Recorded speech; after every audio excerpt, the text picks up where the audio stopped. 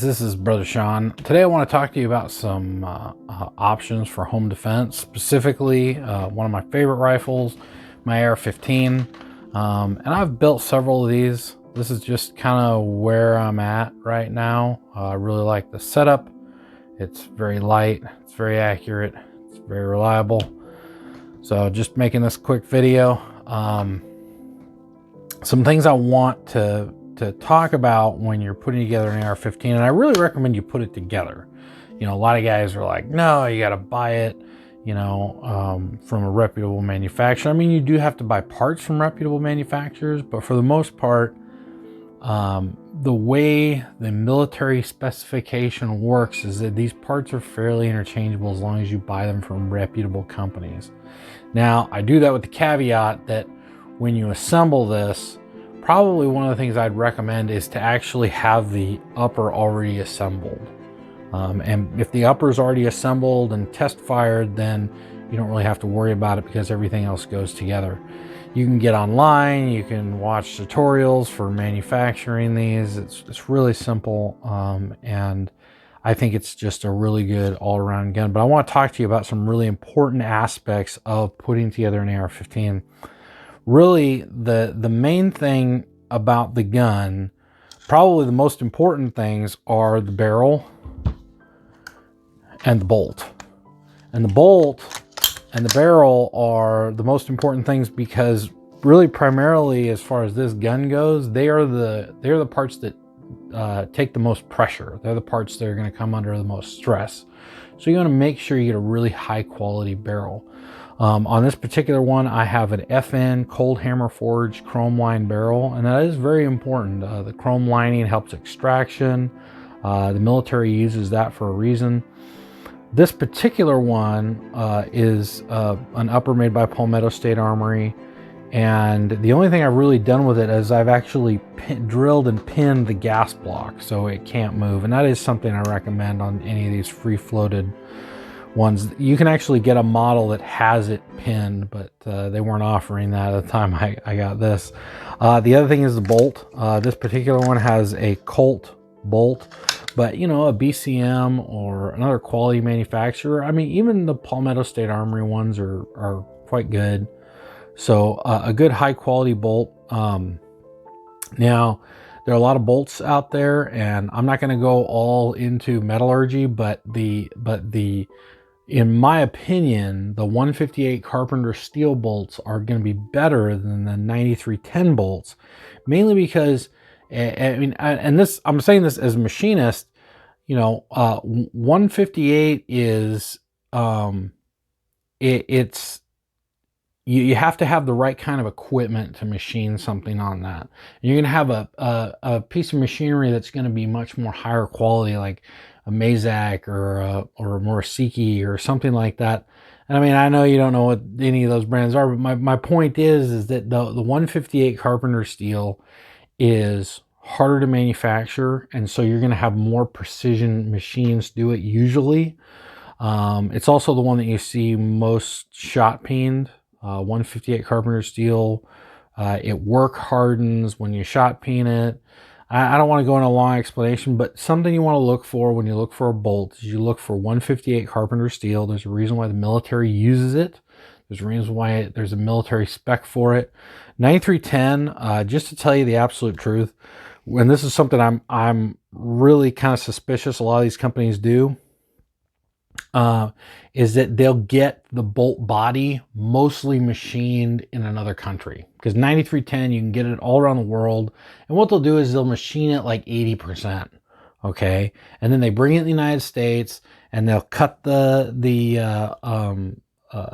individual, you know, lugs into it and then say it's American made. And I've actually worked at shops that did that, where they brought stuff in from China and it was 80% done, but as long as they did 20% of the work, oh, it's American made. Now, 158 Carpenter steel is a proprietary steel that is mostly used in the United States. And so if I find a company that's making their bolts out of that Carpenter steel, you're going to be much more likely that it was start to finish manufactured in the United States. And the main reason why I point that out is that when you're talking about overseas manufacturer, there are a lot of really tight critical components on a bolt, and I want to make sure that you know what I'm talking about. I'm not talking about the carrier. The carrier, almost all the carriers are only made by a couple of different companies, and they don't actually take a whole lot of pressure, except right in here in the internal piston. The thing that takes the most pressure is the bolt slamming home. And the lugs right here, if you can see that, these lugs right here will be unfinished or something like that on a maybe like a mostly foreign manufactured bolt. And you know, I've worked in enough machine shops to know that this is something that really does happen. So I'm saying this with experience. Another thing are cam pins. You know, cam pins, you'll see those break every once in a blue moon. So make sure to get a good quality one of those. So if you look at the bolt right here, you'll see the tail of the bolt right there. And the tail of the bolt is actually something that's fairly important, because it's usually they'll machine the front part of the bolt, and then they'll grab with another set of jaws and come in here and machine this. A lot of times you'll see a step in the bolt, and that's kind of a quality control issue. Like I said, this is a Colt bolt. This is very well manufactured. This is an old Colt bolt. It's got a lot of rounds through it, but a good quality bolt. Like I said, 158 Carpenter steel. Make sure it's shot peened. You know, it's just I would really make sure of that. Now, as far as the high pressure test, magnetic particle inspect, this has been high pressure tested and mag particle inspected because it was made by Colt. And there are some companies that do that. BCM is one of them. They do it to all of them. There's several manufacturers that do that. But you got to remember, this is batch testing. Not every single bolt gets tested. I think with the caveat that maybe BCM does that. They're a good company. So the high pressure testing, what they do is they fire a cartridge that has about 30% more powder charge through it. Puts a lot of stress on this. Puts a lot of stress on the lugs. And then what they do is they put a solution on there. It's mostly like a mineral oil. It's got a bunch of little particles in it. And they look at it under a special light. And those particles actually like go where there are any cracks, right? So if they see any lines on it where you see where there are cracks, then you can say, oh, that's a bad bolt. And then you can get rid of it. And if they're batch testing, like if you do like 1 out of 100, maybe if they end up having a bad bolt, they'll go through that batch and maybe they'll end up testing all of them, or they might just throw the whole batch out. I've seen that before too. But in my experience, if you do this to a bolt, if you high pressure test and magnetic particle inspect it, and it's not cracked, it's not showing up bad at all, these bolts are almost indestructible. Another spot where you'll find that they'll break is right where the cam pin hole is. And that's another reason why I shy away from manufacturers that maybe get 80% of the bolt manufactured overseas and then come over here, because you don't know about the quality control of the cam hole. You don't know if it was done after heat treat. You don't know anything about that. And this is a very critical area. This is a very small dimension and it can break. So that's something that I really, you know, I really lean towards looking at that. And that's why I said rule of thumb, 158 Carpenter steel, they probably aren't doing 80% of the process overseas. You know, a company might not even know. You know, a big manufacturer out there might just go to a job shop and say, hey, I want a bunch of bolts. And then that job shop goes to China or Taiwan or wherever, and they say, okay, turn us down what kind of looks like a bolt without the lugs. They bring it in the United States, they finish it, right? And I don't know what the specs are of all this are, okay? I don't know if they made it poorly. I mean, and certainly you can get very high quality stuff made overseas, but you know, when you're seeing bolts for like, you know, the whole bolt carrier for like $60, they're compromising somewhere. They're cutting corners somewhere. And I've worked in enough shops to know that is an area that you will certainly find people cut corners. As far as the carrier goes, I believe this is 8660 steel. It doesn't really matter as much because this is just going back and forth. It doesn't take a lot of pressure. You want to make sure that the inside is chrome lined so it's easy to clean. Same with the key, the gas key right here, the gas key on top. You want to make sure this is not a cast part, okay? And if it's a cast part, you'll see a little ring, a little circle or something with a number on it. That means it's been investment cast. This has been actually machined. Kind of a rule of thumb for a lot of this stuff is that if it has harder angles, you know, like a sharp visual, a sharp angle or a sharp cut on it, that means it was machined. If it's just smooth all the way around, all over it, and it doesn't really have a fine edge anywhere, that could mean that it's investment cast. And not all investment casting is wrong. I mean, obviously, you know, your trigger group is all investment cast, but that's something that's really tried and true. And the military does not allow them to investment cast these because this is a very critical area. A lot of gas goes into it. You know, you want to make sure you have proper staking. There are all these little things. So, big thing, you know, I'll just put this together without the bolt. So big thing you want to look for high quality barrel. Again, FN barrel. You probably want it chrome lined, if not chrome lined. Nitrided is good, but chrome lining, the thing I love about the FN chrome line barrels is that this is the same thing that they use on the belt fed machine guns the US military uses, the 240, the 249, and they're just very high quality, very accurate barrels. They just keep going. On this particular one, I have a sight made by a company that's actually no longer a business called DI Optical. They're out of South Korea. These things are really bomb-proof. I've had this for several years and I really like it. I wish that they didn't go out of business. The U.S. Coast Guard actually used them for their 50 cals.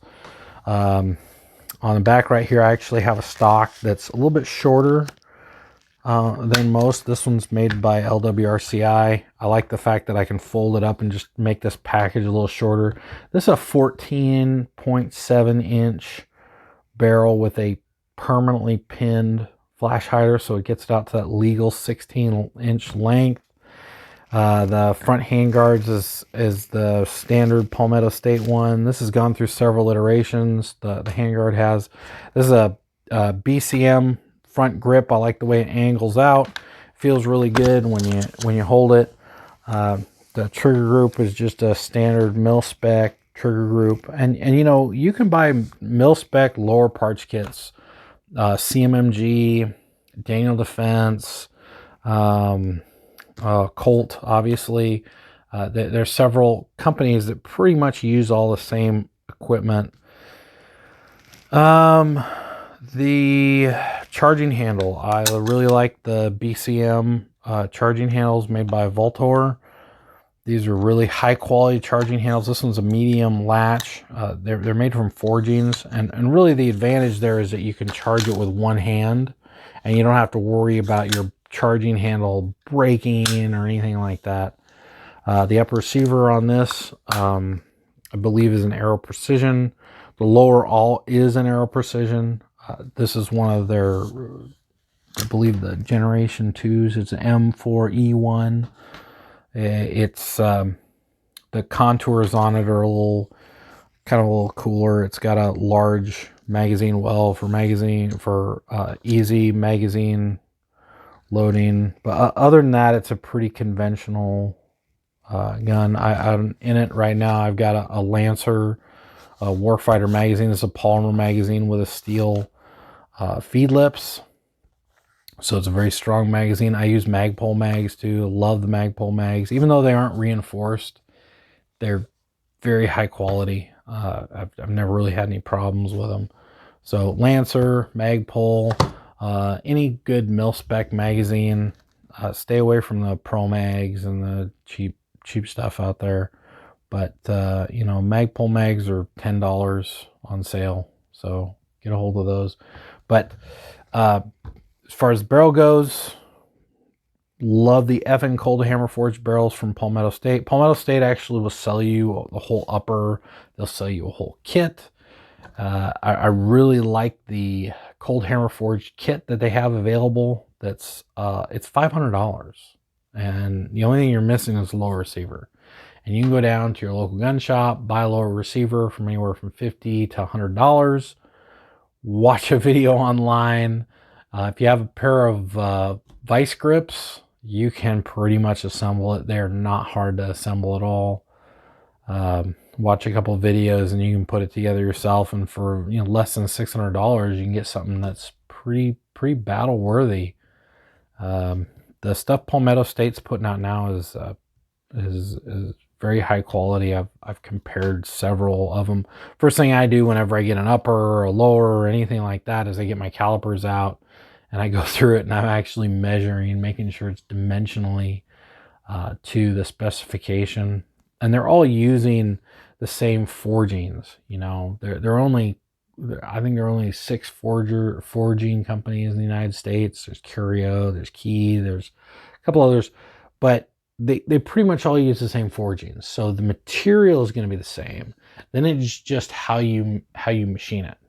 If you have a very nice setup, if you're running Mazaks on, again, you don't even know what those are, but if you're running a high quality machine and you've got good repeatability, you're going to get a good quality low receiver. And there is kind of a lot of slop in these. These don't have to be perfect. The way Stoner designed it is that he designed it so it can be pretty forgiving, but still be very effective. So I think the last thing I want to talk about are gas tubes. So if you are going to put together a gun from scratch, and you're going to put the barrel on, you're going to put everything on, and you're comfortable doing that, I would definitely invest in a very high quality gas tube.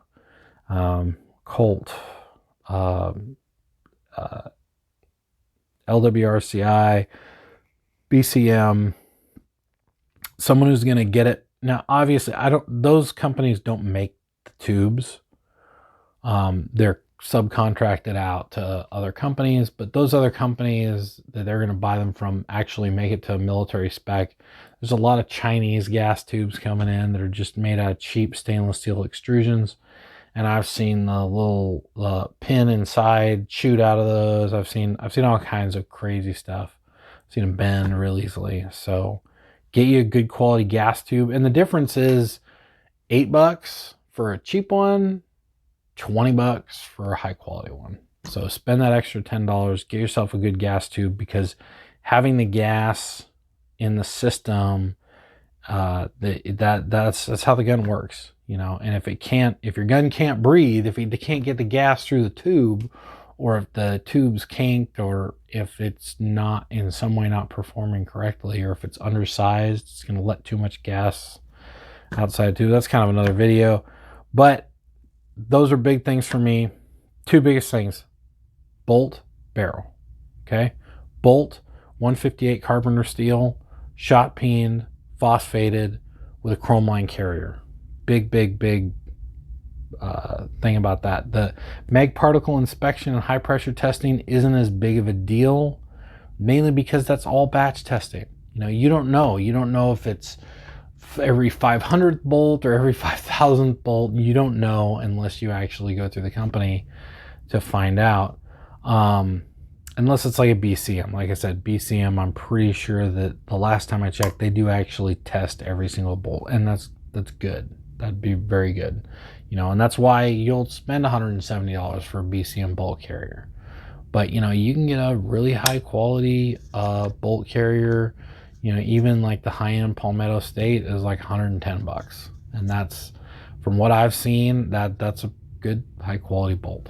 So the barrel, get a chrome line barrel or a nitrided barrel. I really lean towards the FN barrels. They are out there. They're fairly easy to find, especially from Palmetto State. And then of course Palmetto State has lifetime warranty. This isn't an ad for Palmetto State. I'm just telling you that these are good quality components that over the years from assembling a lot of these things, I trust those. So, and you can put something like this together for $500, $600, $700. You don't have to spend $1,000 on a really high quality AR-15. So that's about it for me. Hope you enjoyed the video. Hope you learned a lot. If you have any comments or questions, or just want to chat, just shoot me some comments down below. I'll try and read those. If you like the video, go ahead and give me a thumbs up, like, subscribe, all that good stuff that everyone says.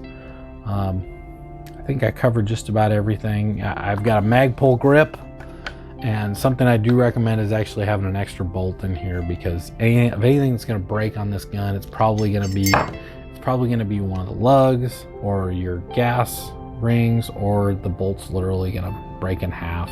That's the worst, most catastrophic. And so if you have an extra bolt in the grip, which I do have on my rifles, and I really recommend that, and you can put that in this Magpul grip, which is really ergonomic. The sling, I can't remember where I got the sling. It's just a single point bungee sling. I don't even have the rest of it up here, but I got a little quick detach. So as far as other sights that I recommend, Hollow Sun is a good company. For the most part that I've found, that's fairly inexpensive. I've got a Trijicon MRO. Trijicon makes amazing red dots. Aimpoint, obviously, those are really high quality companies. They're a little more expensive, but if you're looking for something cheaper, I've got a SIG Romeo 5 that I've had for years on another gun, and that thing's really lasted, and it's taken a beating. So yeah, just hope you liked the video.